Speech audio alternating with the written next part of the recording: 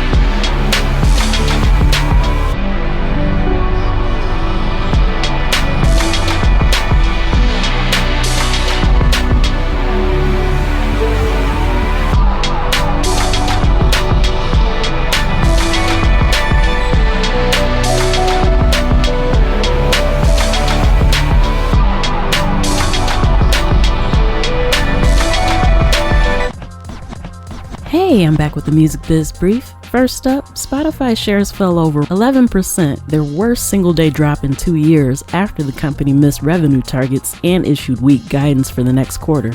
Despite a 12% year-over-year increase in paying subscribers and total monthly users nearing 700 million, Spotify reported a net loss of 86 million euros, which is roughly $97.5 million. Ad-supported revenue dipped slightly and its Q3 forecast came in below expectations, citing currency setbacks. CEO Daniel Ek called it an execution challenge and emphasized confidence in the company's strategy, pointing to growth in AI DJ engagement and audiobooks as bright spots. Deezer, on the other hand, reported strong direct subscriber growth and positive financial results for the first half of 2025, driven by momentum in France and expansion of white label services. The platform achieved its second consecutive half of positive adjusted earnings and generated in free cash flow with 60 million euros in cash reserves. Deezer's also launched several initiatives, including Deezer Business for commercial music streaming, new personalization features, and the world's first AI tagging system for music streaming. With stable revenue and disciplined spending, the company reaffirmed its full-year guidance for 2025. Next, direct-to-fan platform Even has partnered with Secret League Distribution, giving independent artists and labels seamless access to tools that help monetize superfans. Artists can now sell music, merch, and exclusive experiences directly to fans before tracks even hit streaming platforms, with all eligible sales counting toward Billboard charts. Even says fans are spending over $20 per release on average, and some artists are earning 2 to 3 times their annual streaming revenue from a single drop. The partnership aims to deepen fan relationships and create more sustainable income streams for indie acts. Also, TikTok and iHeartRadio have launched Next Up Live Music, a live streaming singing competition for unsigned artists with at least 50,000 TikTok followers.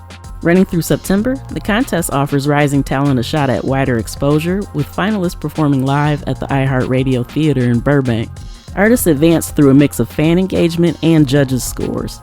The initiative builds on TikTok's growing push into music discovery, offering tools, visibility, and live performance opportunities for independent creators.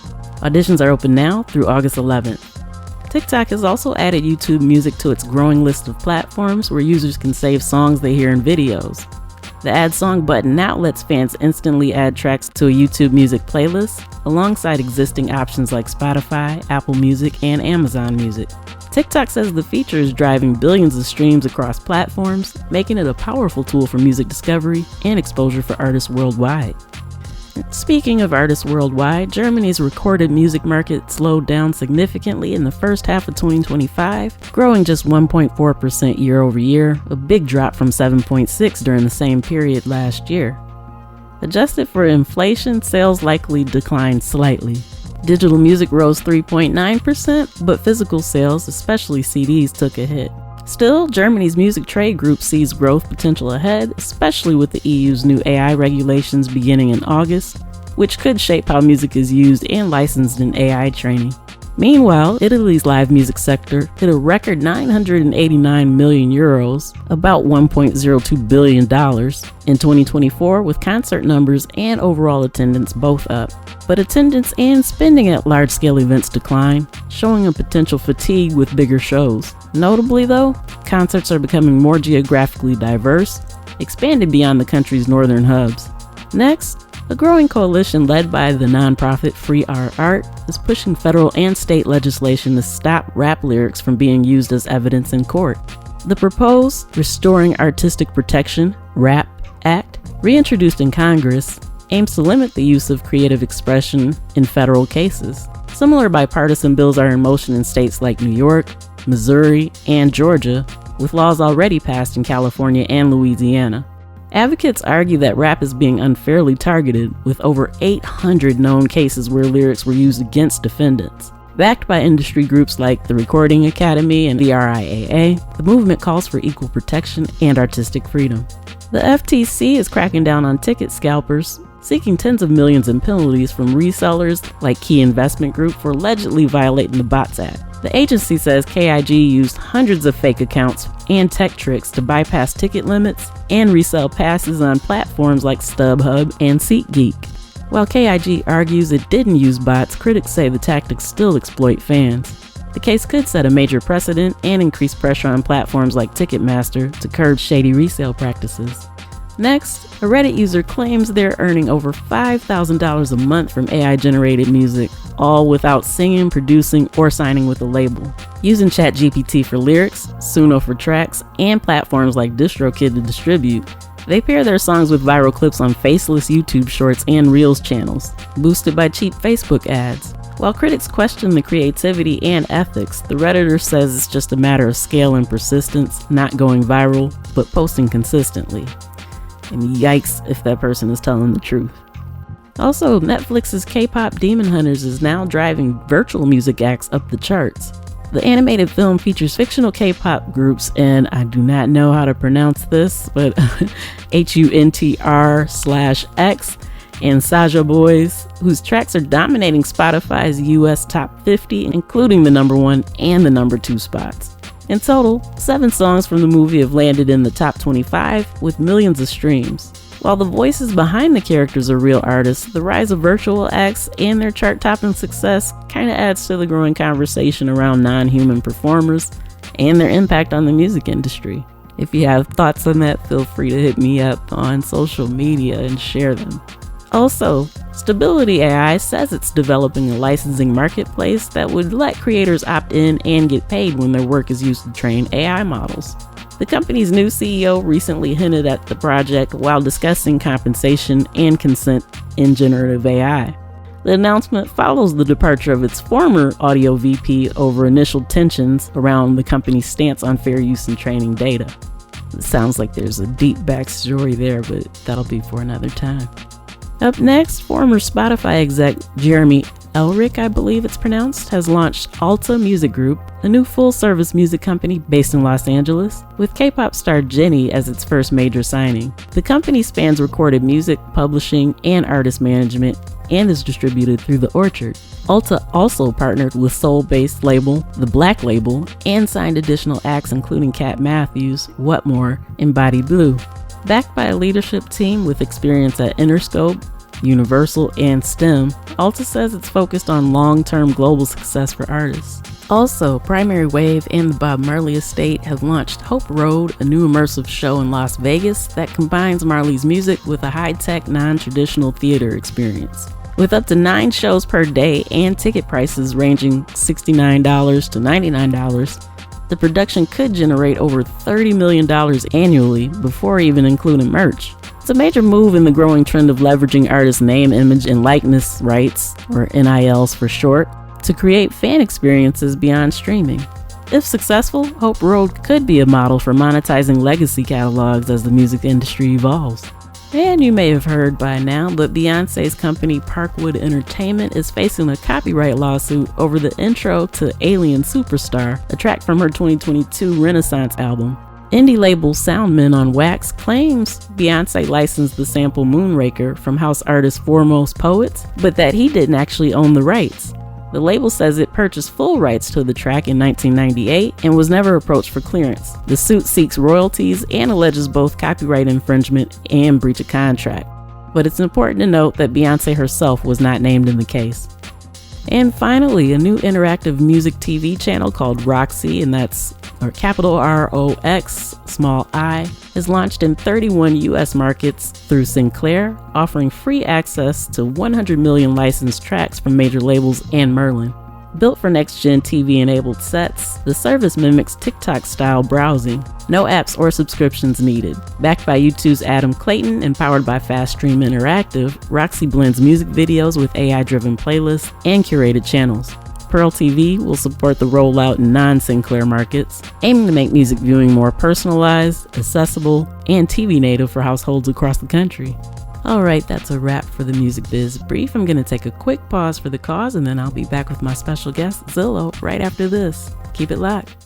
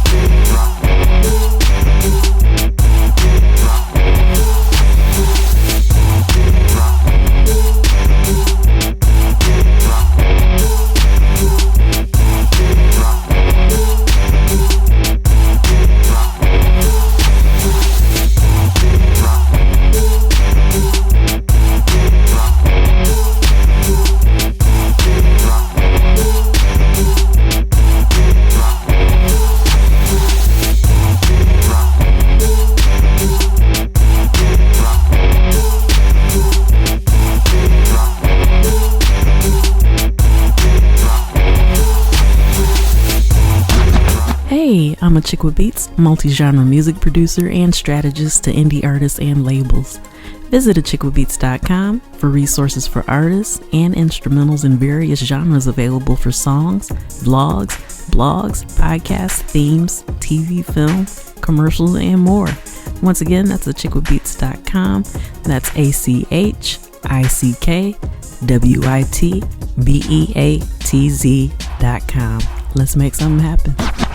Hey, thank you so much for tuning in to Instrumental Intel. I am your host, music producer Achickwitbeatz, and I'm glad to say that I have in the virtual building with me today Zillo, who happens to be the brother of my brother, but he's also a multi-talented artist, producer, all this other stuff. You know what? I'm not even going to try to label everything. I'm going to turn it over to him to let him tell us a little bit about who he is, how he got started in music, and all that good stuff. So yeah, before you even get into that, thank you for taking the time out of your schedule to come on and share. And yeah, if you could just give people a little bit of background as to who you are and what you do. Yep. So born in Michigan and raised everywhere except there. We moved around a lot before we finally came to Memphis, and we was in Atlanta. We was in a few spots. And me and my brothers and my sister, and it's a bunch of stuff with that. My parents, they separated at a young age. So basically, I didn't really get to meet my dad until I became a full adult. Yeah, and that was something. That was something. And my brothers, they were always doing music. My big brother and my little brother, and then my nephew too. My big brother, he trained my nephew and my brother at a young age, all the way to, he really grinded them and trained them to be good rappers. They were performing and everything at like 11, 10 years old, and good songs, really good stuff. And it was lovely to watch the evolution of them growing up. And it was so fun to watch it. It made you want to jump in, Yeah. It makes you want to jump in. So I basically jumped in at some point, and I was like, let me try to rap. And I tried to rap, and I wasn't good at that. But I did have rappers that I liked, like let me see, Lil Wayne was one of my favorites. Like still today, like I'll listen to him every once in a while, every blue moon, And then Eminem was one of them. Nicki Minaj was pretty dope. And the standard rappers, even Ice Cube. Ice Cube is dope too. So I listened to that stuff growing up too. So I know y'all know about that. But surprisingly though, with the change as I got older, I was always doing like entrepreneur stuff all the time. Art. I do a lot of art. I do a lot of writing too. I drew since I was a little kid, and I was doing like a lot of Japanese style art, like Dragon Ball Z, just different things, And so basically, the cool part about that was my stepdad came up to me, and I think this was like kind of like my own evolution as well. He said, "Hey son, if you ever get tired of drawing all the time like that," he said, he said, "Why don't you just write?" And then he said, "They make the most money." And he wasn't lying about that. And so I tried it and I liked it. And slowly I didn't draw as much, but I figured that if I could write one of the greatest stories ever told, maybe I could have my own, version of everything, Yeah. And then that was great. So flashback to today, while I was doing entrepreneur things, I still was a writer. I stuck with that for years. And then I created a small comic book company. It was a manga company I created on my own. And the crazy part was I didn't think I would do all that. I changed it into it started as a Facebook group. And I said, let me just see what's going to happen with this. And I started inviting like the community in Asia and stuff like that. A lot of people came in there. A lot of people, like over hundreds of people came in there. And I didn't expect that because I woke up one morning and it was just a bunch of people I didn't know in there, and they was like, yo, hey, check this out, and I was like, whoa, what did I create? And like everyone from Asia, it was just crazy.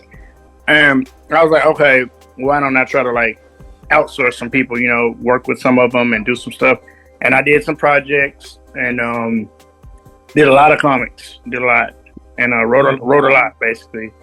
Got some good artists with me, and just, you know, did a lot of stuff. I even got people now that still work with me to this day, and here and there and stuff.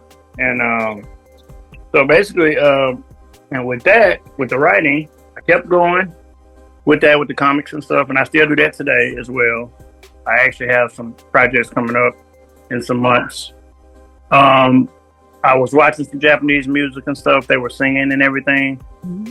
One of my favorite top 5 singers in Japan has to be Yutada Hikaru. Okay. She's one of my like biggest inspirations. She's very versatile. She's English. She speaks English, Japanese, and other languages as well. And she made a song at like 15 years old, like crazy. She wrote a song and she sung it, and it was just amazing.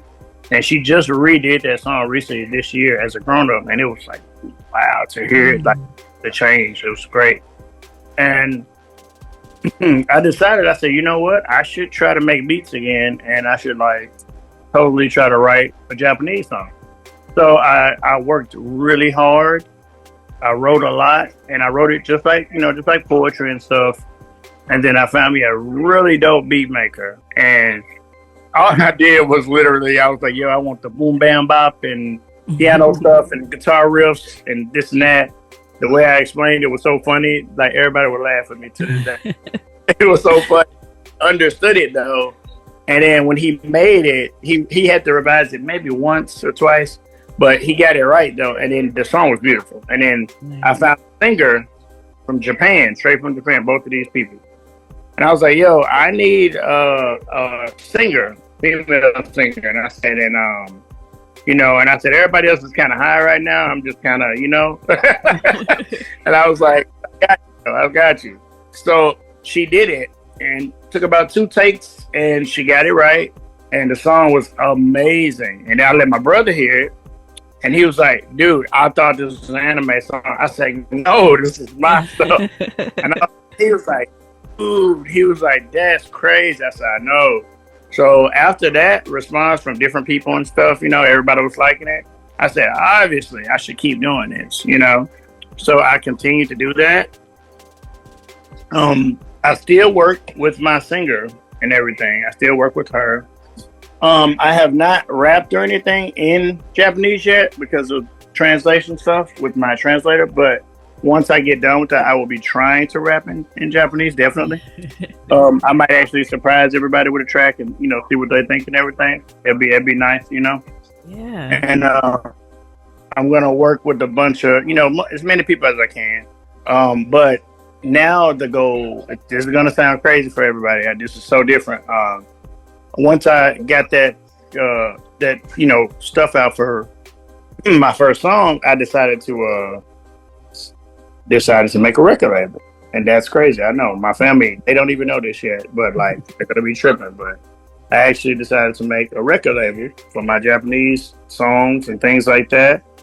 And I didn't want anybody but like 2 or 3 people with me, like my singer and my beat maker basically and stuff like that. And that's about it. I didn't even want to publish anybody else. I was like, I just want to put my stuff out as a record label and just kind of go from there, and I said, I know that's a big goal because it's a lot of paperwork, but I was like, I'm gonna do that this year and I'm gonna put that out.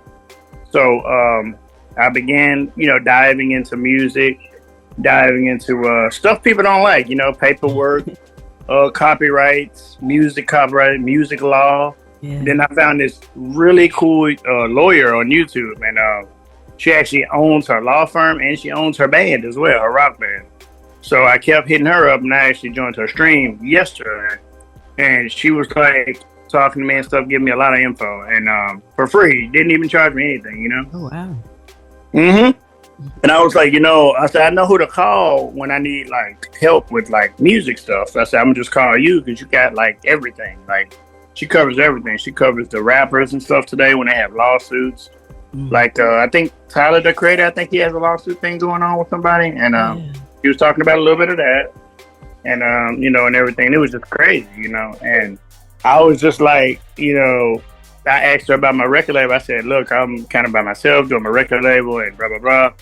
And she said, you are in the right path. She said, you need to go ahead and do that. And she said, make sure you do your contracts and things and all of that and stuff like that. So I even went far as to learn how to write up my own contracts from her. And she has a whole video on that. So I was like, all right, I'm going to learn how to write my own contracts and stuff like that. So now when I'm working with people, it's crazy because even my friends, they're like, that I was going to work with, they're like, bro, why are you trying to give me a contract? I'm like, yo, I was like, I mean, I'm sorry, I've been talking to this lawyer, and by law, I said, I have to give you this. Like, this is protect both of us, so nobody gets mad at each other, you know? That's how you keep the friendship. Yeah. Yeah, exactly. And I was like, I said, we can make it where both of us are good. I don't care about the, you know, stuff. It's just, I said, I just want you to, you know, make sure you know what's what, you know? Yeah. Collaboration contracts, featured artists. There's so many different contracts that I didn't know existed. And I was just like, wow. So now I know what the record label does to people, which definitely is unfair. And then I knew what I wanted to do. And since I don't want to sign anybody, I don't have to worry about the stuff that everybody else worries about, you know? Right.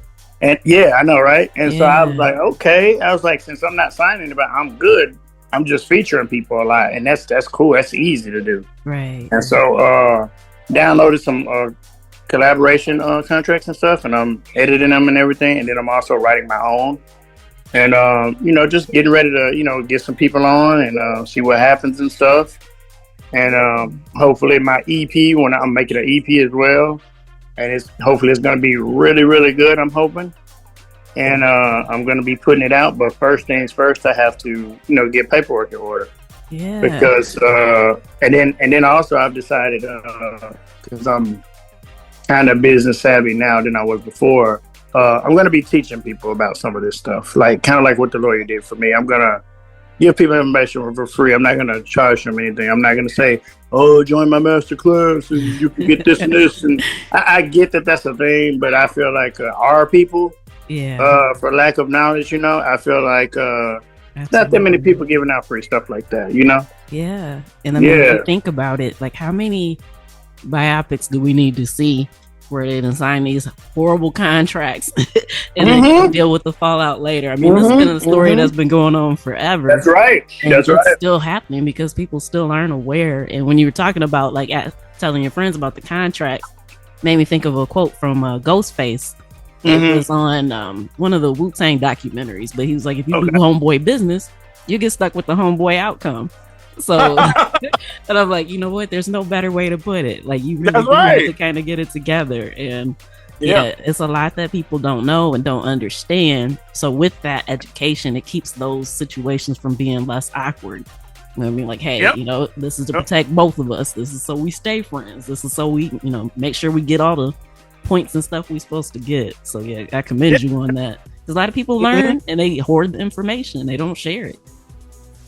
See, and I don't want my brothers, the reason I haven't told my family yet necessarily, they're going to see this anyway, but but if they do see it and they look at it, I just want them to know that when they watch this, I want them to know that if I tell you guys the contract, it's to protect everybody. It's not to get over it or nothing like that. Right. It's literally, you know, I'll make money together. It's not, you know, it's not to do any crazy stuff. And I'm only featuring people, so it's not like I'm going to be like, oh, yo, you don't get hardly nothing. No, I'm not doing that. I'm literally like, we can split everything. I don't care about that. Family is family, you know? Yeah. And, you know, because you're like, my tracks sound good. You know what I'm saying? With, you know, with whatever you bring to the table, you know? So I want them to know that they see this, you know? Yeah, because like are important too. It's important. Yes. And the lawyer talks heavily about that. Matter of fact, I need to give her a shout out. It's Top Music Attorney on YouTube. Yep, definitely. Everybody check that out. She has a ton of free videos on music stuff, making your record label, becoming indie and stuff. She inspired the mess out of me to go ahead and do that, and you know, fully. And I was scared to do it. I promised I was, but I'm slowly taking the steps to do that.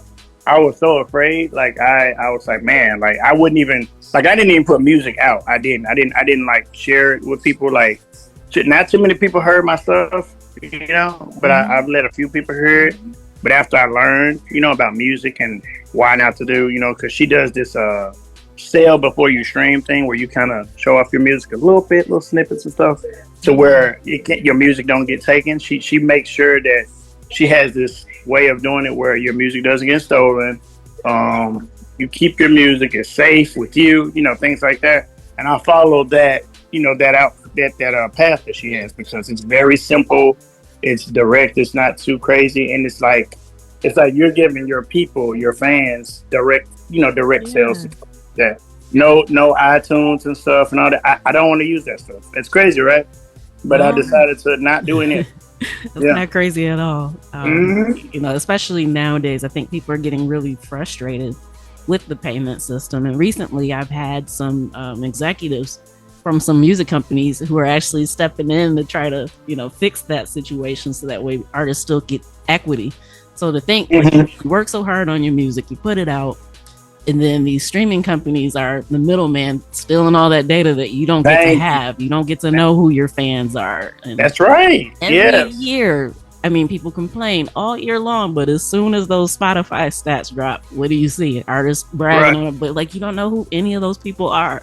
It's cool to be able to share those vanity metrics, but it's much better to own it and have it. So no, I don't think it's crazy to not want to participate in that at all. And do you want to know who really taught me how to own everything? Some of the people anyway, that like right now, the dead people, of course, Michael Jackson. I paid attention to that. Prince, I paid attention to him. Oh, I love his example. Oh my gosh. I actually feel like they're trying to hide the information on that too. I hope that's not. I'm kind of actually afraid to say it like that, but hope they don't look for me. But right. But him and Michael, they were geniuses. Michael worked hard for others, and then he did his own thing, and then bam, then he bought his own rights and stuff. And Taylor Swift, actually, the lawyer just covered that. She just did that, and she was like, you know what? I'm going to sing on my own. I'm going to re-sing everything. And she was like, I'm going to redo all my stuff my way and go from there. And when her contract's up, she's supposed to be doing that now. And I think everything worked out for her, I think. It did. So now she gets the rights for both the original takes and the remasters. So I'm like, she did her thing. Jonas Brothers just sold a stake of their catalog to their company. So wow. Exactly. Wow. So they about to do some stuff. Yeah, and that's crazy because you gotta do that. I've started watching the people that are alive. My bad, the people that are alive that I look at now too. Now besides Prince and Michael Jackson, who are deceased, man, I wish they were here to help me out. But I watch Russ now. Russ the rapper. I just found out about this guy this year. Russ, right? The rapper? Yeah. I just started looking at him. I went to his website the other day. I looked a lot of stuff up. I looked at his interviews. They're hiding this man. This man is giving away free info. Some of his interviews, I promise you, if you look carefully, they've cut them short and they don't want you to see all that. And I've seen the long interviews he's got. They're hiding stuff. But the ones that I know he was giving away free info, they cut it short. Wow. I can't find his I can't even find the ones where he was in the radio stations. They won't let me find it. It's like they took it off. And I was like, oh, so y'all don't want me to know what he knows and continue my path. Right. And I said, that's crazy. So what I'm going to do, this is going to be crazy too. I'm going to reach out to him personally. And I'm going to see if I can get a business trip with him, sometime in the future, learn more from him and just tell him I'm trying to learn. I got my own label and he was one of my inspirations, as far as today's, people and stuff. Right. And just kind of go from there with him and see what he says. I hope that works out for me, He is somebody that definitely I need to be around. That's the kind of person that will really push me, motivate me. Just being myself, His website was very simple to the point. He had all his merch on there, his music and stuff. A lot of his stuff was sold out. I was tripping, and it was just a simple one pager website. And I was like, yeah, I'm in the right direction. So I'm like right now I'm doing the same thing. I'm working on somebody getting me a website done. I've been talking to a few developers and stuff for like good prices, not too high or nothing, so I can start selling my merch and stuff on there and all my label stuff and everything and stuff like that. And speaking of with that, a lot of people don't even know. For all the musicians that make music like beats, whether you're doing beats, vocals, a lot of people don't even know that you have to register your music every time. Like you can register all of it at once, but you have to pay and register your music with like BMI, ASCAP, and stuff. Yeah. A lot of people don't know that. You have to do that so you can get paid if they play it like in certain places. Right. And if you just put your music out, you're risking yourself, And then, and then if your music isn't copyrighted as well, it's like, dude, I gotta do all that. You know. Right. And BMI, they don't. I think they charge $150. That's not bad because you can do all your music, the whole time. And I think it's a one-time fee, so it's like that's not bad for saving yourself on music fees, and you get paid. Right, and that's specifically for publishers. So, like even for artists.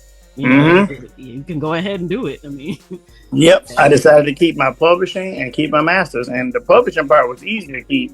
It was the masters that I was kind of tripping about, like with the vocals and all that. Yeah, the instruments and stuff. I had to really delve deep into that, and I was like, okay, so that's masters, and this is what publishing is. And there's definitely two separate things. And I was like, okay, one is easier than the other, but it can be done.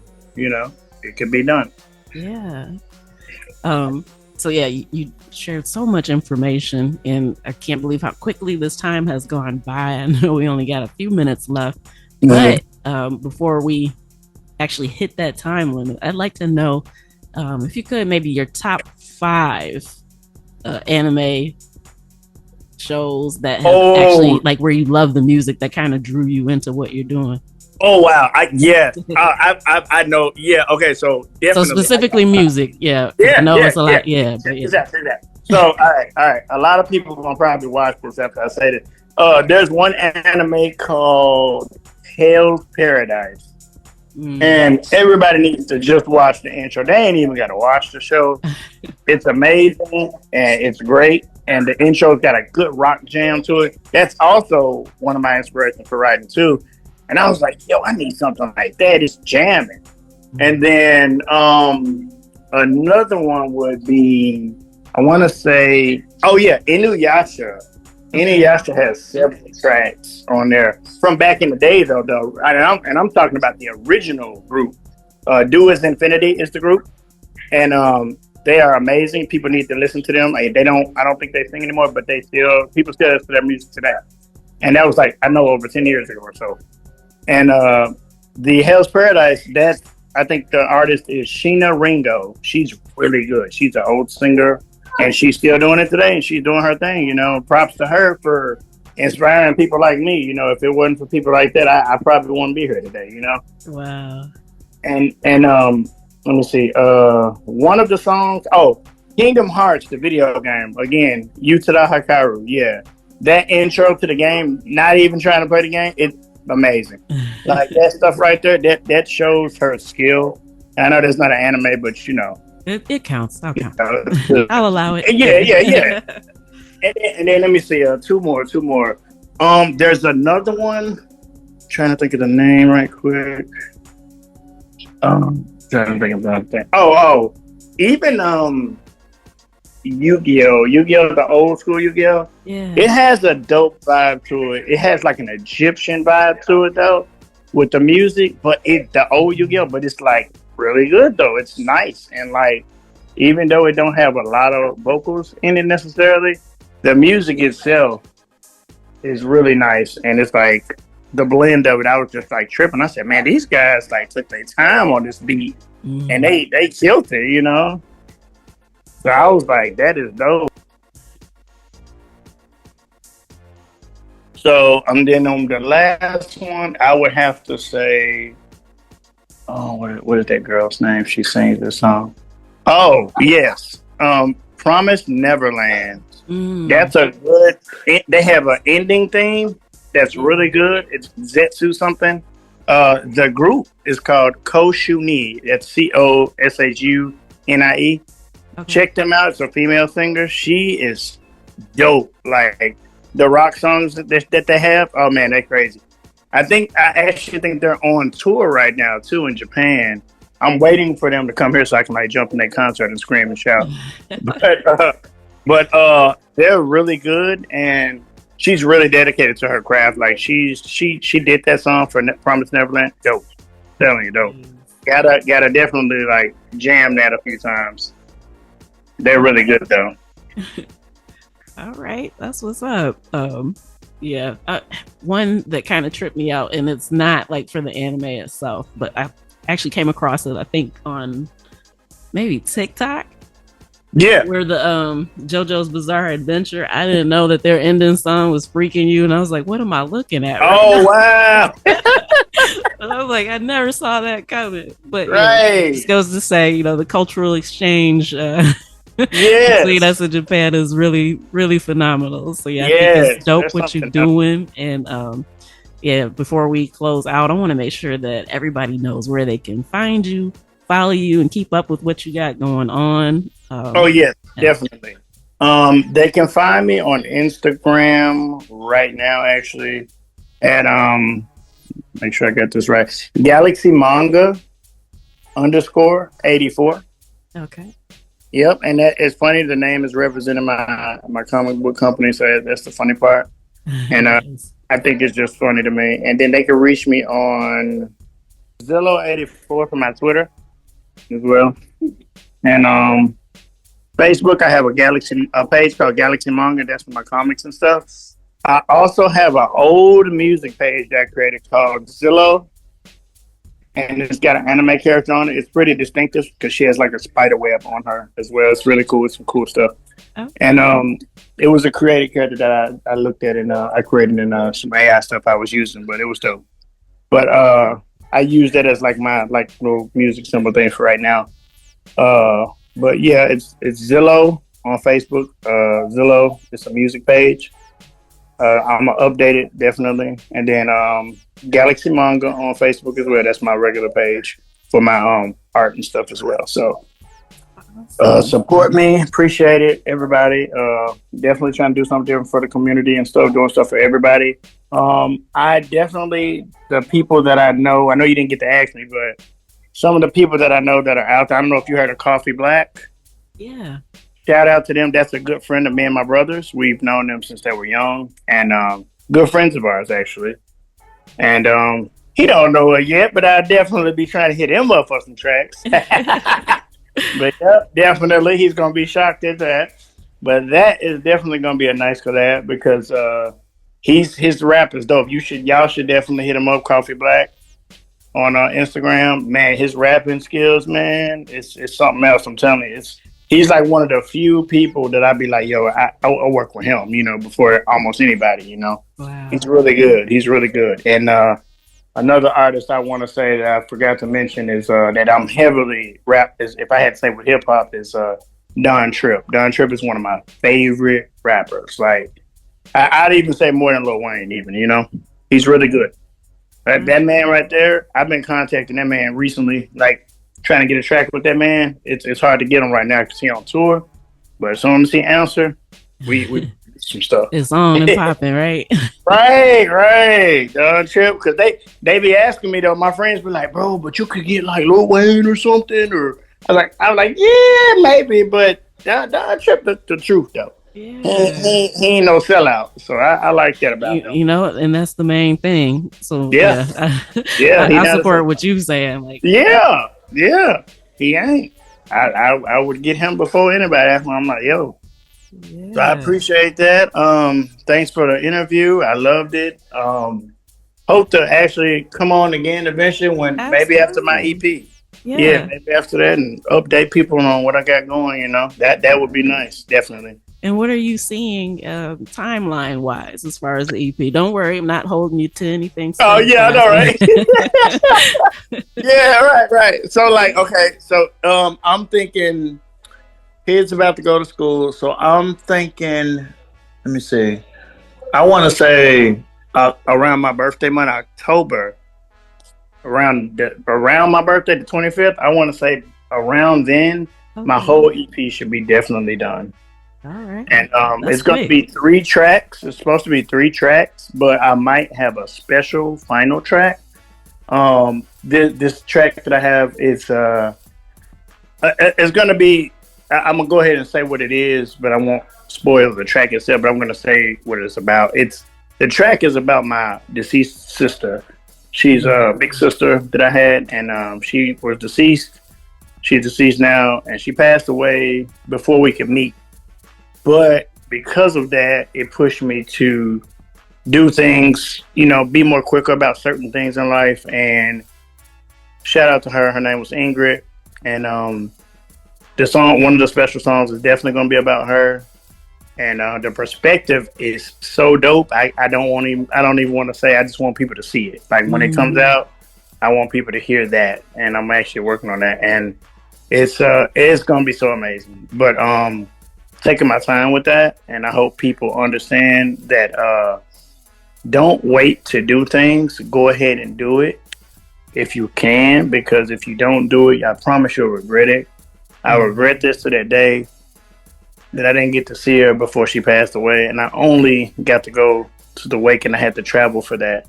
Everybody was looking at me crazy. Why are you going to see a relative you haven't met yet? I'm like, she's gone now. I didn't get to meet her, so and that's real. Yeah.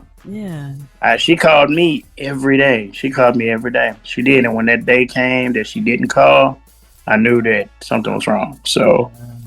I just want people to know that, definitely do what you can in life. Go ahead and do it. Don't wait. Don't have any regrets about stuff like that, because sometimes it'd be the family that's far away that really, help you in life and stuff, Yeah. Definitely. Absolutely. Well, definitely can't wait to listen. Thank you for sharing.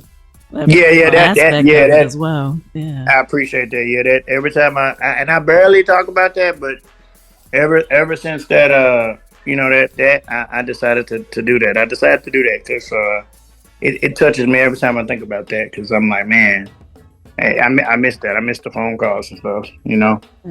So it's crazy. Wow. Well, it's interesting you were able to take that experience and turn it into something that other people can benefit from. And kind of learn from. So. Oh yeah, definitely. And I hope people definitely get the message that I want to put out to them. Definitely with that. Awesome. Well, yeah, I want to thank you once again for taking time to come on and share your story, your journey with me and the listeners. And so, yeah, you already mentioned that you open to coming back, so your door's open for you. I'm looking forward to part 2. And is there anything else you kind of want to leave the audience with? I love the excitement. Definitely. I'll say this definitely too, because I'm learning as well. Also, I didn't even mention this. I'm just so the audience will know, not trying to throw any feels, but too many feels. But I'm also a disabled person as well. Not super disabled or nothing, but it's enough. But you wouldn't be able to tell though. But I say that because just my birth alone, like if I explain my story, I might actually tell that story in part 2. But my birth alone, like I promise you wouldn't believe that I'm here today. It's so crazy. The fact that I'm still walking and talking. Yeah. And creating. Yeah, I know, right? Yeah. The fact that I'm still here, I want to let people know, like, you can overcome a lot of things. You can overcome anything.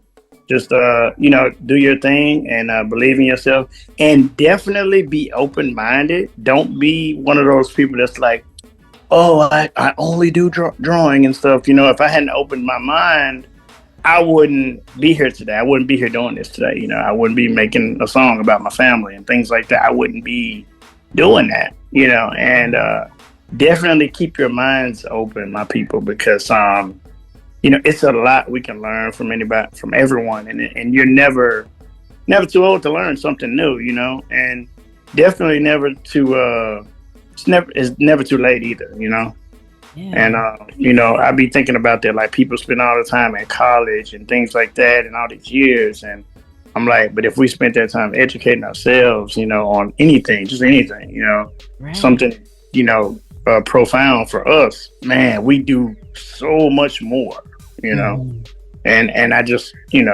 one thing I'm going to be big on, definitely, for the people in general, is community. That's one of my big things. I want to show people that the people that don't know our people, like they're like, their people is like this and this and that. I want to show them that we're not always the same. I'm a good example of that. Because if you look at me versus some of my family members, I'm completely the opposite. Like our likes and dislikes and stuff, it's way different, but we all get along, Yeah. And it has to be that way. If you can do that with the world, no matter how different we are from each other, man, I'm telling you, the collabs will be insane on everything. I'm talking about music, business, just everything, I'm big I'm big on all that.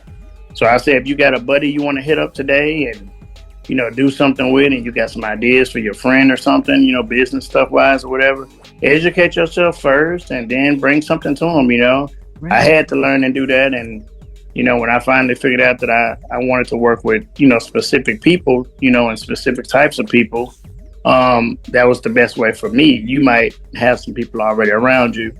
And if you do, then that's props, go ahead and hit them up and do some stuff with them. Y'all might make some good money together, Right. It's nothing wrong with that, just don't knock anybody down on the way, Yeah. Definitely. Excellent advice. Yeah. And also with the music, we can do anything we want, guys. You do not need these third-party companies, these DistroKid and all these companies. I promise you, there are videos on that where you'll be tripping if you look at their terms and agreements. I promise you'll be tripping. Yeah. And the stuff I've seen, I know that I'm on the right track. And I'm not knocking them or nothing. This is not a knock. This is just, hey, if you don't want to deal with all that, do it yourself, and do your thing. It's okay to hire a few people, but they don't have to be one of the people that you have to latch on to. Yeah, you just got the polite shug on right there. Right. Russ is a good example of that. I know, right? The producer dancing all in the videos. Yeah, I'm telling you. I'm telling you. Russ is a good example of that. That's why I say do that stuff, Yeah. Yep, definitely. All right. Well, thank you. And like I said, looking forward to next time. Appreciate you. Definitely. You too. And be safe. All right. And that's a wrap for this episode of Instrumental Intel. I want to thank you once again for tuning in. I'd like to thank my special guest Zillo for coming through and sharing his journey with us. And I also want to thank my home station, Grander Radio, out of Grand Rapids, Michigan. Make sure you come back next week. I've already got more goodness lined up for you. So till next time, you know where to find me. Tune in, tell a friend, and I'll see you then. Peace.